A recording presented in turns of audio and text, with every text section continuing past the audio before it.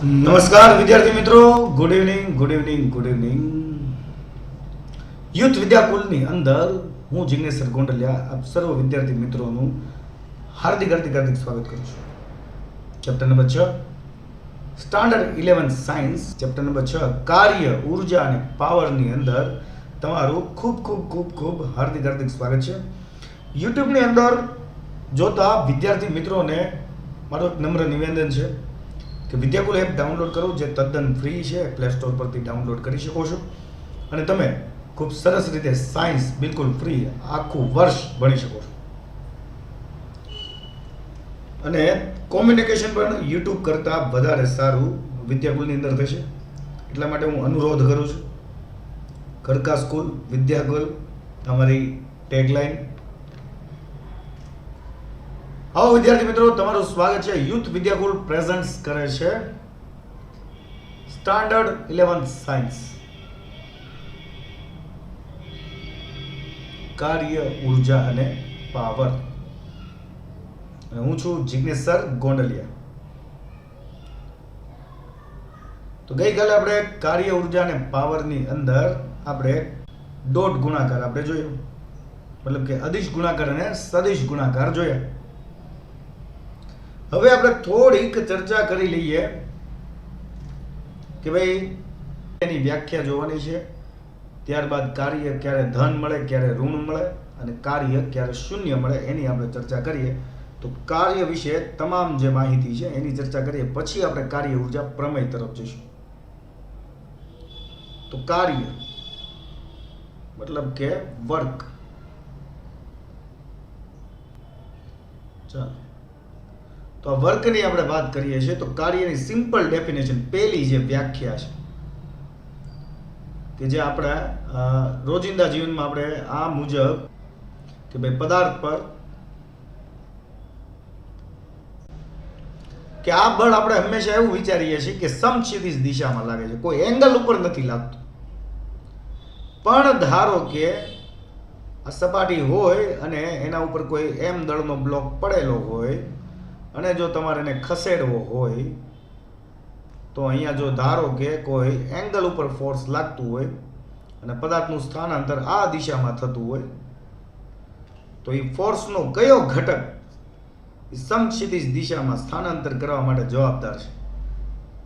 તો એનો એસ ઉપરનો જે પ્રક્ષેપ મળે છે, મતલબ કે એફ કોસ થીટા વાળો, એ આ ઘટક તમારા સ્થાનાંતર માટે જવાબદાર છે.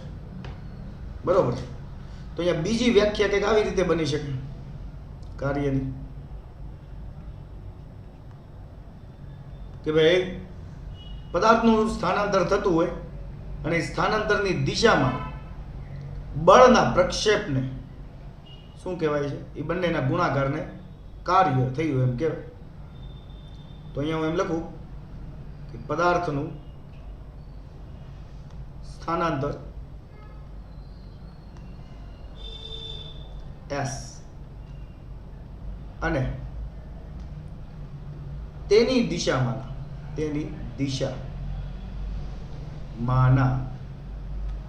બળના પ્રક્ષેપ, એ બળનો પ્રક્ષેપ, સોરી બળ પ્રક્ષેપ લખી નાખ્યું મેં, તો પણ ચાલે જ, મિનિંગ તો એકલો જ થાય,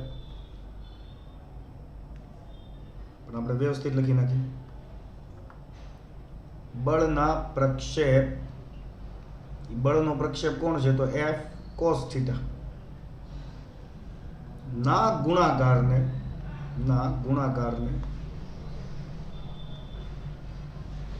કાર્ય કહે છે.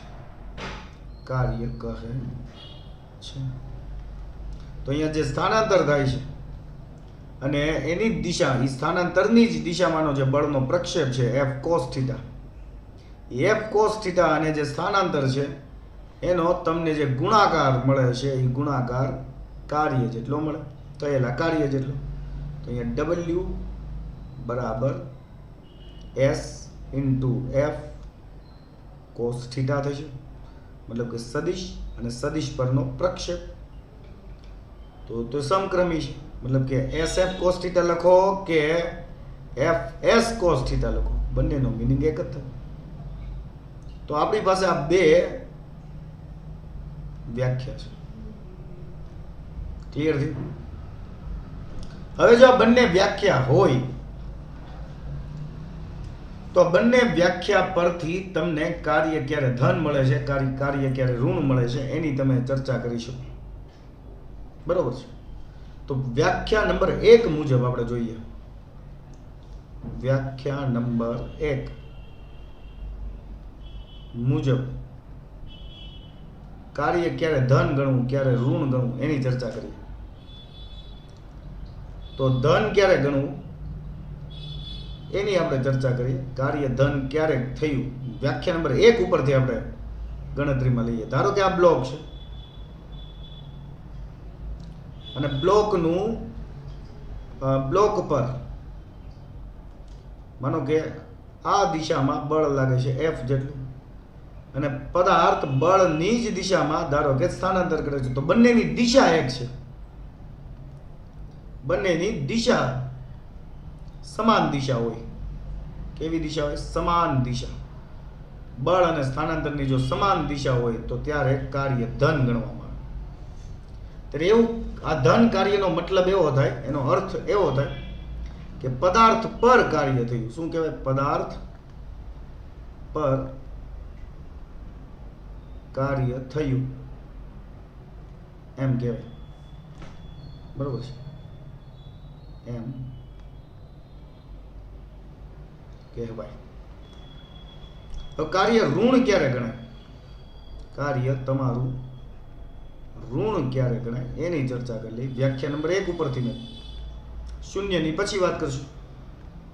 તો માનો કે આ સરફેસ એ જ સેમ બ્લોક છે. બરોબર છે?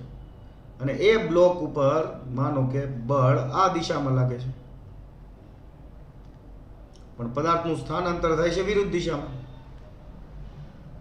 બરોબર છે? તો અહીંયા જે બળ અને સ્થાનાંતર બંને જે દિશા છે પરસ્પર વિરુદ્ધ છે, લંબ નથી. યાદ રાખજો, પરસ્પર વિરુદ્ધ દિશા છે. આ બળ લાગતા બળ અને થતા સ્થાનાંતરની દિશા કેવી હોય? પરસ્પર વિરુદ્ધ દિશામાં. તો ત્યારે કાર્ય ઋણ થયું એમ કહેવાય. અને અહીંયા બળ અને સ્થાનાંતરની દિશા કેવી હોય? સમાન દિશા. તો ધન કાર્ય. તો અહીંયા એમ લખાય કે જો કાર્ય ઋણ મળતું હોય તો એનો મતલબ, એનો અર્થ એવો થાય કે પદાર્થ દ્વારા કાર્ય થયું. પદાર્થ દ્વારા અથવા તો પદાર્થ વડે કાર્ય થયું એમ કહેવાય.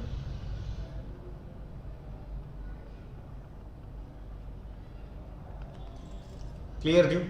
આ વ્યાખ્યા નંબર 1 મુજબ આપણે સાબિત કર્યું કે ધન કાર્ય ક્યારે ગણવું, ઋણ કાર્ય ક્યારે ગણાય. એ બંને બળ અને સ્થાનાંતરની દિશા ઉપર આધાર રાખશે. વ્યાખ્યા નંબર 1 પર. હવે આપણે વાત કરીએ વ્યાખ્યા નંબર 2. વ્યાખ્યા નંબર 2 ની ચર્ચા કરીએ. અહીંયા વ્યાખ્યા નંબર 2 મુજબ કાર્ય ક્યારે ધન ગણાય ને ક્યારે ઋણ ગણાય. તો આપણી જે વ્યાખ્યા છે, વ્યાખ્યા નંબર 2, એમાં આપણે એવું કીધું હતું કે કાર્ય છે એ F × S cos થીટા જેટલું થાય. તો હવે આપણે અહીંયા થીટા જે આપેલો છે એના સંદર્ભમાં ગણશું કે કાર્ય ક્યારે ધન ક્યારે ઋણ. તો જો ધન કાર્ય ક્યારે ગણાય એની કન્ડિશન યાદ રાખજો. તમારું આ જે થીટાનું મૂલ્ય છે, બરોબર, આ થીટાનું મૂલ્ય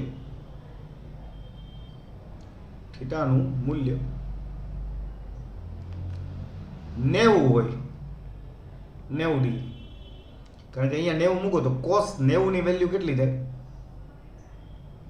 cos 90 ની વેલ્યુ 1 થાય. બરોબર?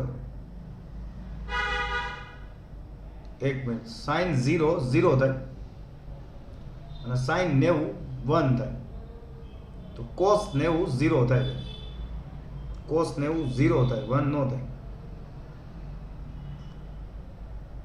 તમે હાકી મળ્યું 1 થાય, 1 થાય. સાઇન 0 નું મૂલ્ય 0 હોય અને સાઇન 90 નું મૂલ્ય 1 હોય તો પછી યાદ રાખજો કોસ 90 એ 0 હોય. બરોબર. તો અહીંયા તમારું જે થીટાનું મૂલ્ય જો એક્ઝેક્ટલી 0 ડિગ્રી હોય અથવા થીટાનું મૂલ્ય 0 થી 90 ની વચ્ચે હોય.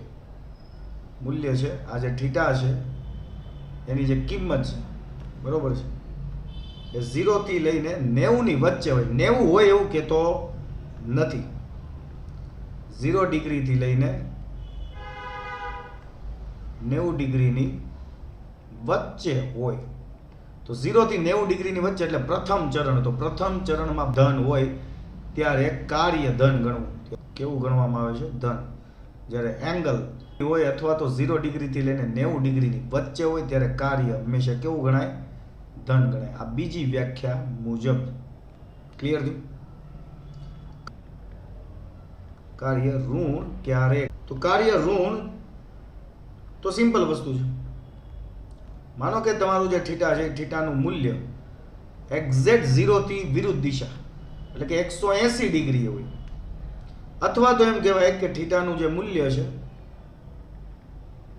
બરાબર, એ 180 ડિગ્રીથી લઈને 90 ડિગ્રીની વચ્ચે હોય. ક્યાં હોય? વચ્ચે. 90 ડિગ્રી પણ આવે એવું કહેતો નથી. બે જગ્યાએ 90 ડિગ્રી તો નહીં જ આવે, કારણ કે કોસ 90 ડિગ્રીની વેલ્યુ 0 થઈ જાય તો ત્યારે કાર્ય 0 ગણાય, ઋણ મૂલ્ય ગણાય નહીં.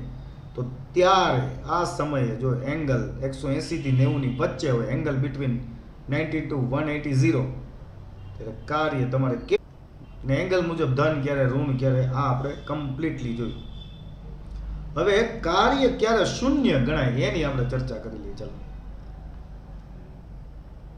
તો આ ખાસ કિસ્સાઓ યાદ રાખજો. કાર્ય શૂન્ય મળે તો કાર્ય કઈ કઈ કન્ડિશનમાં શૂન્ય મળે એની ચર્ચા કરીએ.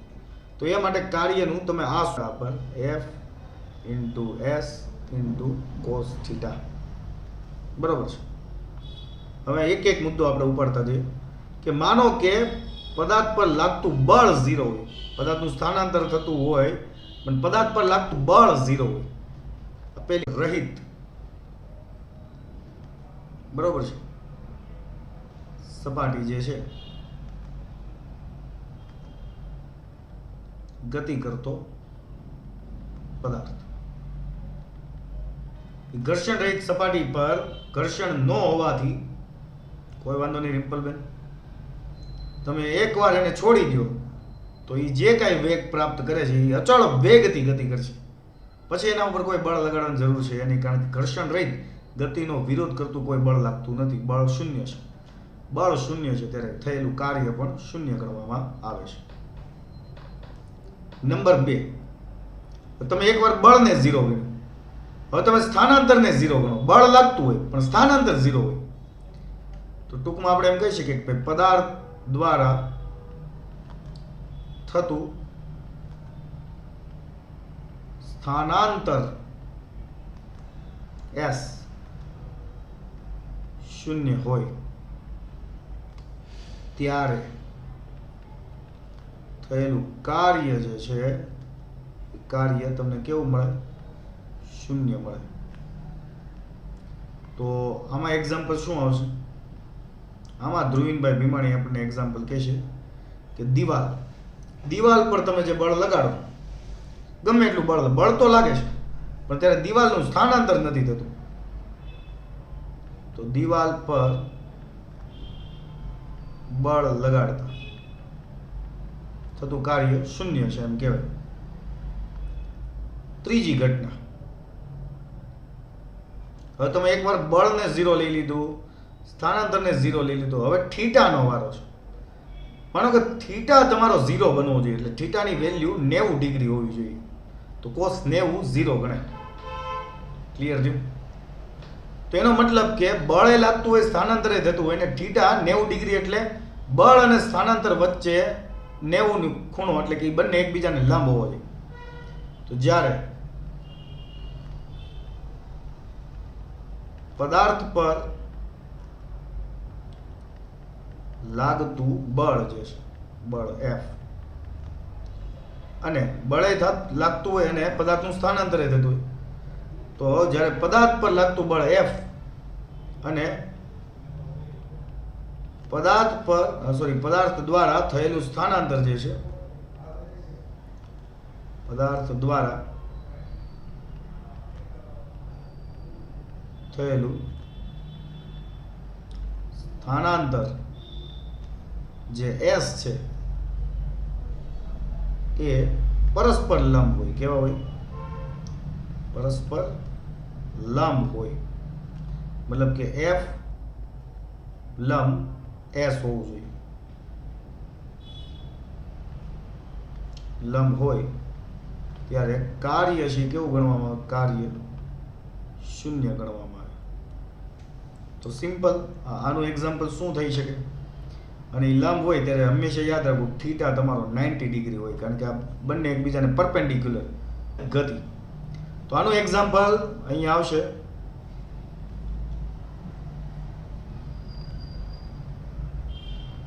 ચલો, તો એનું એક્ઝામ્પલ આવશે નિયમિત વર્તુળમય ગતિ કરતો પદાર્થ. તમે જોયું હશે કે નિયમિત વર્તુળાકાર માર્ગ ઉપર પદાર્થ ગતિ કરતો હોય, બરોબર છે. દાખલા તરીકે આપણે અહીંયા બતાવીએ, આ એનું કેન્દ્ર છે, બરોબર છે. તો હંમેશા એના સ્થાનાંતરની દિશા કઈ હોય? આ બાજુ, સ્પર્શકની દિશા. અને કેન્દ્રગામી બળ એના ઉપર લાગતું હોય, કેન્દ્રગામી F જેટલું એ કેન્દ્ર તરફ લાગતું બળ હોય. તો F અને S વચ્ચેનો જે ખૂણો છે એ કેવો બને છે? 90 ડિગ્રી. એટલે કાર્ય હંમેશા ત્યારે કેવું ગણવામાં આવે છે? શૂન્ય ગણવામાં આવે છે. હવે ચોથું જે મુદ્દો છે એ પેલા મુદ્દા જેવો જ છે, થોડોક અલગ રીતે રિપીટ કરેલો છે. પદાર્થ પર બળ લાગતું હોય પણ એ બધા જ બળ એટલે કે પરિણામી બળ એટલે કે એને કહેવાય સમેશન F અથવા તો સિગ્મા F. એ સિગ્મા F નું મૂલ્ય કેવું મળતું હોય? 0 મળે ત્યારે કાર્ય. દાખલા તરીકે આપણે વાત કરીએ કે તમે એક છત પર એક દોરી પદાર્થની અધો દિશામાં લાગતું વજન બળ mg હોય અને જો એ દોરીથી બાંધેલો m દળનો પદાર્થ સ્થિર લટકતો રહેતો હોય, તો દોરીમાં જે તણાવ બળ છે એ mg ને સમતોલતું હોય વિરુદ્ધ દિશામાં. તો અહીંયા જે છે એ mg is equal to t થઈ જાય. તો કુલ ફોર્સ કેટલો થાય? t ને આ બાજુ લાવો તો mg minus t is equal to 0. એટલે કે આ કુલ ફોર્સ સિગ્મા F જે છે એ 0 થઈ ગયું, પરિણામી બળ શૂન્ય થયું. એવો જ તમને અહીંયા એક બીજો પાર્ટ આપેલો છે. માનો કે એક V આકારનો ખાંચો છે, અહીંયા સમજો. એક V આકારનો ખાંચો છે અને આ ખાંચામાં ધારો કે m દળનો એક પદાર્થ, એક દડો મૂકેલો છે તમે, કે જેની સપાટી છે એ ખાંચાની સપાટી સાથે પણ સંપર્કમાં છે. ચાલો, તો અહીંયા તમે જોજો ખાસ કે અહીંયા સપાટી કોન્ટેક્ટમાં છે અને અહીંયા પણ સપાટી કોન્ટેક્ટમાં છે. તો ન્યૂટન સાહેબે કીધું હતું કે જ્યાં સપાટી કોન્ટેક્ટમાં એ સપાટી વડે પણ પદાર્થ ઉપર બળ લાગતું હોય, તો અહીંયા બળ લાગતું હોય n જેટલું નોર્મલ ફોર્સ. એક સપાટી વડે બીજી સપાટી વડે નોર્મલ ફોર્સ અહીંયા લાગતું હોય n જેટલું. તો આ બંને નોર્મલ ફોર્સનું પરિણામી નોર્મલ ફોર્સ ઉપરની દિશામાં લાગતું હોય નોર્મલ, પરિણામી એટલે રિઝલ્ટન્ટ નોર્મલ. તો એને સમતોલતું દડાનું વજન બળ, m જેટલો વજનનો દડો હોય તો mg જેટલું વજન બળ નીચે લાગે. તો આ nr નોર્મલ ફોર્સનું પરિણામી નોર્મલ ફોર્સને સમતોલતું mg જેટલું બળ નીચે લાગે છે. તો દડા ઉપર બળ તો લાગે છે પણ પરિણામી બળ કેવું છે? 0 છે. તો આટલા કિસ્સાઓની અંદર કાર્યને શૂન્ય ગણવામાં આવે છે. ક્લિયર થાય છે વિદ્યાર્થી મિત્રો? ચલો, ખૂબ સરસ, very good, it's a very very good. હવે આપણે આગળ વાત કરીએ તો કાર્ય અને ઉર્જા વચ્ચે કંઈક સંબંધ છે. કેમ? કારણ કે બંનેની જો વ્યાખ્યા જો હોત તો તમને ખબર પડશે. સર આમાં 3D હોય તો 90 ડિગ્રી બને, એટલે તમે શેની વાત કરો છો? 3D હોય તો 3D કઈ સમજાણું નહીં.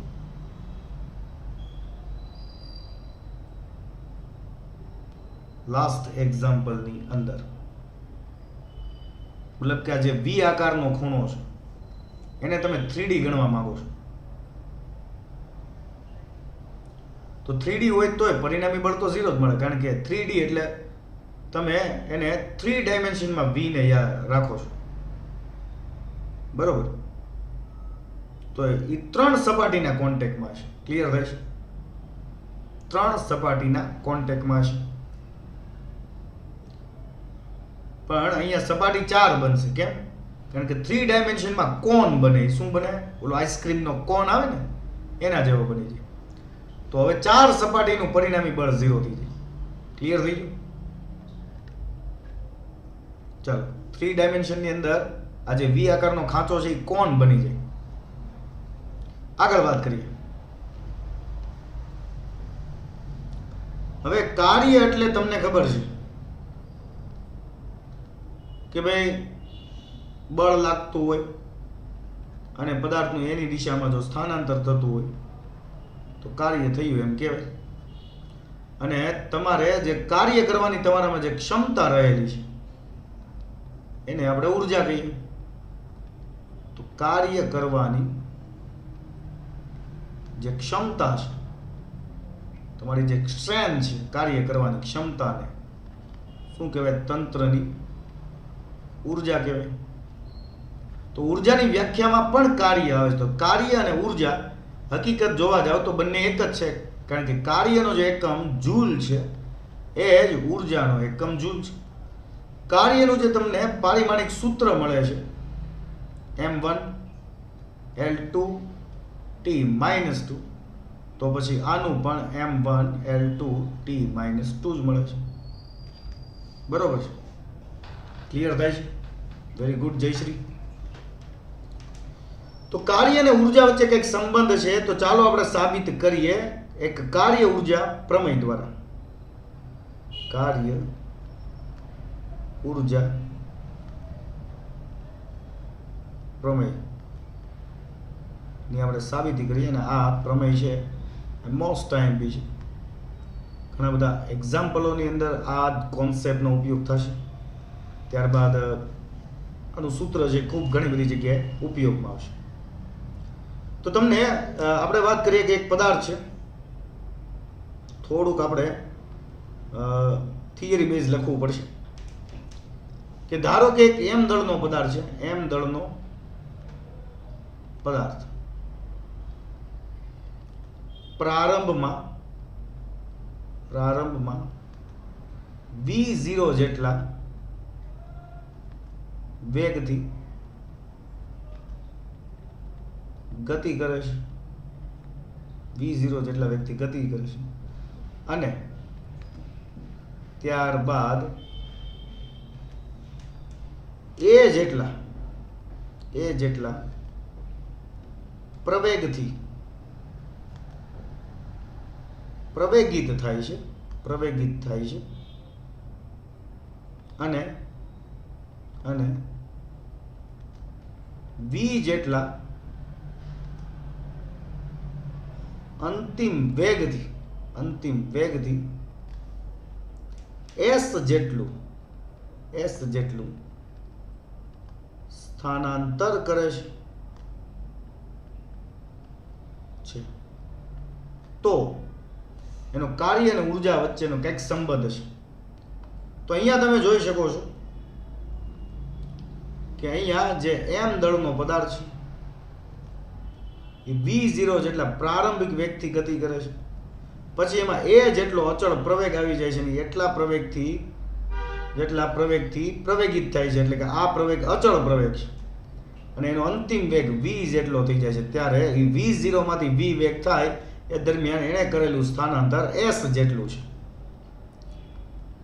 તો આપણે અચળ પ્રવેગી ગતિનું એક ત્રીજું સમીકરણ ધ્યાનમાં લઈએ. અચળ પ્રવેગી ગતિનું થર્ડ ઇક્વેશન તમે જો ધ્યાનમાં લ્યો, કારણ કે અહીંયા ક્યાંય પણ આ જે કિસ્સો આપણને આપ્યો એમાં ટાઈમ t નથી આપ્યો છે નહીં કે આટલા ટાઈમમાં. તો અચળ પ્રવેગી ગતિનું પહેલું સૂત્ર અને બીજું સૂત્ર એ ટાઈમ આધારિત છે, પણ ત્રીજું સૂત્ર એ ટાઈમ આધારિત નથી. તો અહીંયા ત્રીજું સૂત્ર જે છે અંતિમ વેગનો વર્ગ માઇનસ પ્રારંભિક વેગનો વર્ગ, એટલે કે v² માઇનસ v0² બરાબર 2as થાય. આ જે આપણું સમીકરણ છે એને આપણે 1/2 m વડે બંને સાઈડ ગુણી દઈએ.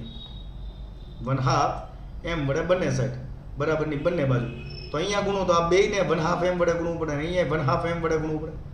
તો 1/2 m v² થઈ ગયું માઇનસ 1/2 m v0² થઈ ગયું બરાબર. અહીંયા 1/2 વડે ગુણો એટલે કે 1/2 m એની સાથે ગુણાકારમાં છે 2as, આ 2 કેન્સલ થઈ ગયા. તો હવે તમે અહીંયા જોઈ શકો છો કે 1/2 m v² જેમાં v તમારો અંતિમ છે, તો ગતિ ઉર્જાનું સૂત્ર તમે 9મા ધોરણમાં ભણી ગયા કે જે તમે ગતિ ઉર્જા ek બરાબર 1/2 m v² ના સ્વરૂપમાં તમે ગતિ ઉર્જાનું સૂત્ર ભણી ગયા કે નહીં 9મા ધોરણમાં. આ 9th સ્ટાન્ડર્ડનું છે ઇક્વેશન. તો આને આપણે અંતિમ વેગ હોવાથી અંતિમ ગતિ ઉર્જા કહી શકીએ, તો એને k વડે દર્શાવશું, કારણ કે ગતિ ઉર્જાને ઇંગ્લિશમાં કાઇનેટિક એનર્જી કહેવાય, પણ આ ફાઇનલ ગતિ ઉર્જા છે માઇનસના માઇનસ. આ 1/2 m v0², અહીંયા v0 છે એ પ્રારંભિક છે વેગ, તો આ જે ગતિ ઉર્જા મળી એ તમને ઇનિશિયલ પ્રારંભિક ગતિ ઉર્જા મળી બરાબર.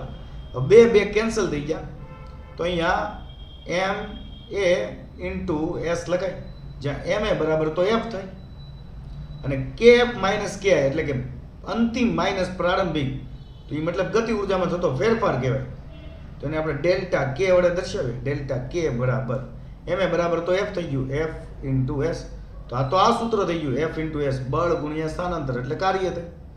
તો ડેલ્ટા k બરાબર w લખાય, જે તમને બતાવે છે આ સૂત્ર કે ગતિ ઉર્જામાં થતો જે ફેરફાર છે, ગતિ ઉર્જામાં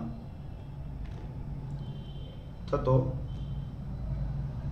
ફેરફાર એ થયેલા કાર્ય જેટલો જ હોય, આને કહેવાય કાર્ય ઉર્જા પ્રમેય. ક્લિયર થાય છે વિદ્યાર્થી મિત્રો? બરોબર છે.